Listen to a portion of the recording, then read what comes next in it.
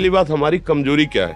हम परेशान हो जाते हैं। संसार में देखो तो परेशान, परमार्थ की तरफ देखो तो हम परेशान हो, ये हमारा आदत स्वभाव बन गया परेशान होना।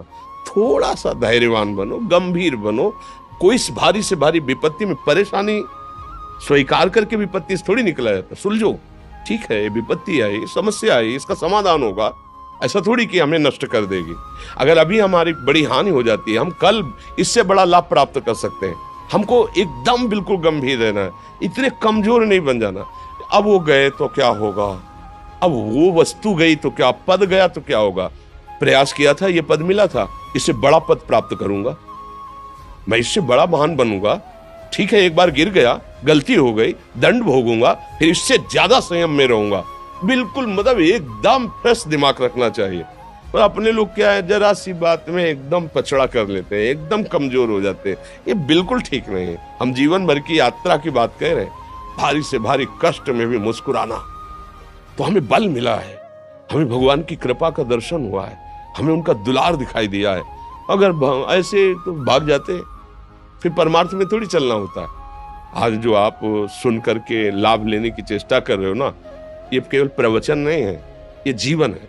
अगर ये जिए ना होते ना तो ये इसका प्रभाव नहीं पड़ता, फिर वाणी का प्रभाव नहीं पड़ता। हम इसीलिए कहते हैं, जैसे आप लोग एकदम परेशान हो जाते हैं, तो बोलो क्या हमसे ज्यादा परेशानी होगी? दोनों किडनी खराब, दवाई लाने के लिए पैसे नहीं, पानी रखा है हम उठ के पी नहीं सकते, भीषण शरीर में कष्ट, भीषण बुखार, क्योंकि किडनी फेल, जरा में बुखार, खाने को क्या, रोटी मांग के लाओ। अगर वहां सब्जी मिलती तो लाल मिर्च ऐसी पड़ के मिलती थी कि वो पा नहीं सकते थे। आप सोचो, पानी लाना है तो मुझे लाना है, पीना है तो मुझे पीना है। अगर मैं हारता तो कहां पहुंच जाता, क्या स्थिति होती? नहीं, मरना है, पर कदम पीछे। कोई दिन ऐसा नहीं जिस दिन सेवा ना की हो, जिस दिन सेवा ना गए हो। गुरु जी की सेवा में जाना है, पहले अपने को स्वस्थ साबित करना है, नहीं वो सेवा ही नहीं लेंगे। तुम बीमार हो, तुम कष्ट में हो, ऐसा उनकी दृष्टि बड़े शांत है। उनकी सेवा की, आके लेट गए, फिर हिम्मत की, अपनी श्री जी की सेवा की। मधुकरी नहीं गए, 3-3, 4-4 दिन भोजन नहीं गए, पर सेवा नहीं छोड़ा, दिनचर्या नहीं छोड़ी। और उसका प्रधान कारण संयम, ब्रह्मचर्य, भगवदाश्रय, नाम जप, कभी हारने नहीं दिया। अभी भी थोड़ी देर बाद डायलिसिस शुरू हुआ, हारने, आपको हारे हुए नजर आ रहे हैं। शरीर में पीड़ा है, किडनी फेल है, ऐसा थोड़ा हम स्वस्थ बैठे हैं, पीड़ा है, बार बार प्यास लगती है, थोड़ा थोड़ा पानी मिलता है, लेकिन हम आनंदित हैं, हम प्रसन्न हैं। हम लड़ाई में हारे नहीं हैं, ना हारेंगे, हम जीत चुके हैं। हम अपने मालिक के भरोसे में अपना सब बात, तो वो ये हम अपनी बड़ाई नहीं बता रहे, हम आपको बता रहे समस्या। सोचो, तुम्हारे पास तो माँ है, भाई है, बहन है, परिवार है, कोई ना कोई तो है ना। मेरा किसी ने कभी जीवन में ध्यान भी नहीं दिया। क्यों? बचपन से बाबा जी बन गए, किसी से प्यार नहीं, किसी से संबंध नहीं, कोई जानकारी नहीं, हम कहाँ हैं, वो कहाँ है, किसी से कोई मतलब नहीं। अच्छा, जवान साधु कौन श्रद्धा करे? कभी गांव जाने की हिम्मत नहीं पड़ती कि रोटी मांग ले, पता नहीं लोग क्या सोचेंगे, क्या भावना कर ले। हम दरवाजे पे खड़े हैं, क्या कैसी भाव, जो हमारे सामने आकाश वृत्ति से आया यौवन अवस्था में, वही पाया है, अन्यथा भूखे रह गए। जब हम हर समय अपने को विवेक के द्वारा सावधान रखे, तो हम कभी निराश नहीं हुए, कभी उदास नहीं हुए, कभी ऐसा नहीं लगा कि यार हम दुखी, कभी नहीं लगा। उसी का फल है कि उस सुख का संकेत मिल गया जहां दुख की निशानी भी नहीं है, वही उसी के बच्चे हो। हम सब उसी धातु से बने हुए हैं। हम इतना क्यों परेशान हो जाते हैं? हम ये देखते हैं, अपने लोग थोड़ी बात बिगड़ गई परेशान, नहीं बिगड़ी तो बिगड़ जाने की संभावना में परेशान है। आज सुख है, लेकिन कल सुख छिन जाएगा, तो हम आज के सुख में सुखी ना होकर कल के दुख की आने की संभावना में हम भयभीत हो। मतलब क्या हमारी सोच रह गई? हमको इतना बलवान बनना है कि सुख और दुख दोनों हमको छू न सके।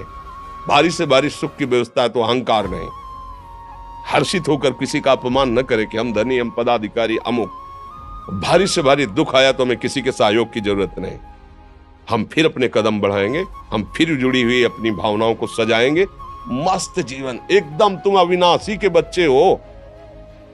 शेर का बच्चा भेड़ों के बीच में फंसकर म्यों म्यों बोल रहा है, बस अगर दहाड़ना सीख जाए तो कोई भी उसे परास्त नहीं कर सकता। ऐसे भगवद अंश, तू प्रपंच में फंसकर अपने को इतना दीन क्यों देख रहा है? तू ऐसा है, कि भगवान के दिव्यास्त्र में भी ताकत नहीं तेरे को मार सके। तू अविनाशी का अविनाशी बच्चा है, विनाशी भोगों को, विनाशी शरीर को मैं मान के इतना भयभीत, इतना दुख, ठीक नहीं। ये सबके लिए, केवल एक के लिए नहीं। आप समझो, आप लोग सोचते हैं हम गृहस्थ होकर भला ऐसी स्थिति कैसे। जनक जी सुखदेव जी के गुरु हैं और राजा हैं, महल है, रानियां हैं, नौकर है, चाकर। क्या सुखदेव जी जिनके शरीर में लंगोटी भी नहीं है, दिगंबर, परमहंस, परमहंस के गुरु है जनक जी जो राजा हैं। समझो आप ऐसा ना सोचे कि अब नौकरी कर रहे हैं, हम संसार में, हम गृहस्थ हैं, हम आध्यात्मिक की ऊंचाई पर नहीं चढ़ सकते। नहीं, आप एक सरकारी नौकरी या आप किसानी या व्यापार करते हुए आप एक अध्यात्म की ऊंचाई में चढ़ सकते हैं। और अध्यात्म ही है जो तुम्हें इस माया के दुख सुख से ऊपर उठा सकता है। दूसरा, चाहे जितनी संपत्ति आ जाए, आप सुखी नहीं हो सकते। सब देख लो, आंख खोल के देख लो, अध्यात्म ही है जो तुम्हें हर कष्ट सहकर मुस्कुराकर जीने का रास्ता बता देगा कि आप आनंदित हो जाओगे। कुछ नहीं बिगड़ा, अध्यात्म है तो कुछ नहीं बिगड़ा, अध्यात्म नहीं है तो कुछ नहीं बना, कुछ हाथ नहीं